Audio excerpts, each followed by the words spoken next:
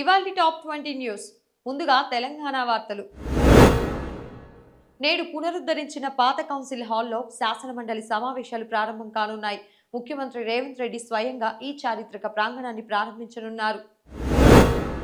హైదరాబాద్లో చెరువుల ఆక్రమణలపై హైడ్రా తన స్పెషల్ డ్రైవ్ను కొనసాగిస్తోంది.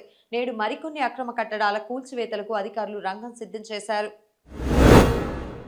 ఒలింపిక్స్లో పథకాలే లక్ష్యంగా క్రీడాకారులకు శిక్షణ ఇచ్చేందుకు ప్రణాళికలు సిద్ధమయ్యాయి. తెలంగాణలో ఇంటర్మీడియట్ ప్రాక్టికల్ పరీక్షల నిర్వహణపై విద్యాశాఖ కీలక ఆదేశాలు జారీ చేసింది. నేటి నుంచి రాష్ట్ర వ్యాప్తంగా నిఘా నీడలో పరీక్షలు జరగనున్నాయి. మంచిర్యాల ఘటన నేపథ్యంలో రాష్ట్ర వ్యాప్తంగా లూజ్ వైర్ల పునరుద్ధరణకు విద్యుత్ శాఖ ఆదేశించింది. ప్రజల ప్రాణాలకు ముప్పు లేకుండా తక్షణ చర్యలు చేపట్టాలని ప్రభుత్వం ఆదేశించింది.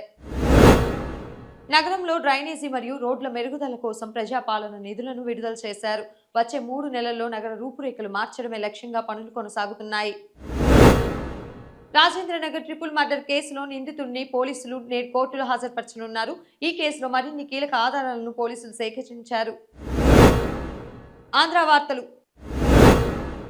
ఎక్కువ మంది పిల్లలున్న వారికి స్థానిక సంస్థల ఎన్నికల్లో పోటీ చేసే అవకాశం కల్పిస్తూ కీలక నిర్ణయం తీసుకున్నారు. పోలవరం డయాఫ్రమ్ వాల్ నిర్మాణ పనులపై నేడు కేంద్ర నిపుణుల కమిటీ పర్యవేక్షించనుంది. వరదలు రాకముందే కీలక దశ పూర్తి చేయాలని ప్రభుత్వం భావిస్తోంది. రాష్ట్ర వ్యాప్తంగా కాలేజీల వద్ద యాంటీ డ్రగ్ స్క్వాడ్ ను ఏపీ పోలీసులు రంగంలోకి దింపారు. యువతను మాదక ద్రవ్యాల బారి నుంచి కాపాడేందుకు కఠిన చర్యలు చేపడుతున్నారు. రాజమహేంద్రవరం కల్తీపాల బాధితులకు మెరుగైన చికిత్స అందించాలని మంత్రి సత్యకుమార్ ఆదేశించారు. కల్తీకి కారణమైన డైరీ యాజమానులపై క్రిమినల్ కేసులు నమోదయ్యాయి. రాష్ట్రంలో యువతకు నైపుణ్య శిక్షణతో పాటు వృత్తి అందించే ఫైల్ పై సీఎం సంతకం చేయనున్నారు. దీనివల్ల లక్షలాది మంది నిరుద్యోగులకు మేలు చేకూరుతుంది. మార్చి చివరిలో జరిగే 10th క్లాస్ పరీక్షల కోసం ఏపీ విద్యాశాఖ అన్ని ఏర్పాట్లు పూర్తి చేసింది. ప్రతి సెంటర్లో సీసీ కెమెరాల నిఘాలో పరీక్షలు నిర్వహించనున్నారు. కొత్తగా మంజూరైన 5 మెడికల్ కాలేజీల్లో సీట్ల భర్తీకి గ్రీన్ సిగ్నల్ లభించింది.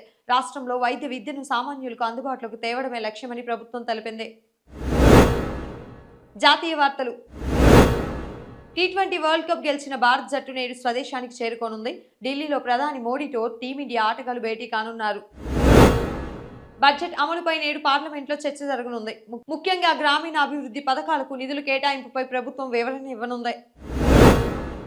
ఉత్తర భారతంలో పెరుగుతున్న ఎండలు, కాలుష్యంపై కేంద్రం కొత్త మార్గదర్శకాలు విడుదల చేసింది. ప్రజలు మధ్యాహ్న సమయాల్లో జాగ్రత్తగా ఉండాలని సూచించింది. అంతర్జాతీయ వార్తలు. ఇజ్రాయెల్, ఇరాన్ మధ్య యుద్ధ మేఘాలు కమ్ముకున్న నేపథ్యంలో ఐరాస అత్యవసర సమావేశం కానుంది. శాంతి చర్చల కోసం ప్రపంచ దేశాలు ఒత్తిడి పెంచుతున్నాయి. అంతర్జాతీయ మార్కెట్లో బ్యారెల్ ధర పెరగడంతో భారత్లో పెట్రోల్ ధరలు పెరిగే అవకాశం ఉంది. దీనివల్ల నిత్యావసర వస్తువుల ధరలపై ప్రభావం చూపే ఆస్కారం ఉంది. నేపాల్ ఎన్నికల్లో యువ నాయకత్వం విజయం సాధించడంతో భారత్ నేపాల్ సంబంధాల్లో కొత్త మార్పులు రానున్నాయి. నేడు కొత్త ప్రభుత్వ ఏర్పాటుపై అధికారిక ప్రకటన వెలువడనుంది.